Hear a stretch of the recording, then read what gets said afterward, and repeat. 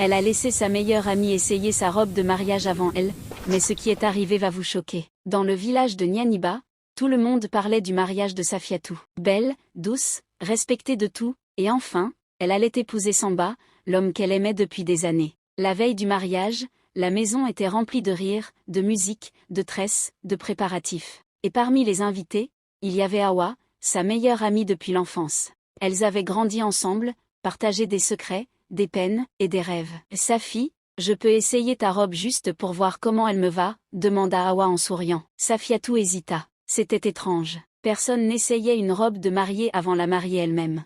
Mais c'était Awa, sa sœur de cœur. « D'accord, mais doucement, hein. » Awa enfila la robe, et dans le miroir, elle était magnifique. Trop magnifique. « Ouah, on dirait que cette robe est faite pour moi, » murmura-t-elle, les yeux brillants. Safiatou eut un frisson.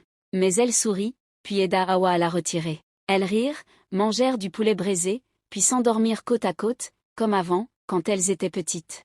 Mais le lendemain matin, Safiatou se réveilla dans un silence étrange. Elle appela. « La Awa ?» Pas de réponse. Elle sortit de la chambre, et tout était prêt. Les chaises, les décorations, les invités déjà installés. Mais personne ne la regardait. Elle tenta de toucher le bras de sa tante, sa main passa au travers. Son cœur s'arrêta. « Qu'est-ce qui m'arrive ?»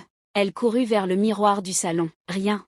Pas de reflet. Elle n'était plus là. Et soudain, elle entendit les tam-tams. Les chants de mariage. Elle s'approcha. Et vit Awa, dans sa robe, assise à côté de Samba, souriant, radieuse, vivant sa vie. Les gens chuchotaient. Awa est si belle, on dirait que cette robe est née pour elle. Safiatou voulut hurler, mais aucun son ne sortit. Elle avait disparu, et son amie l'avait remplacée. Puis soudainement,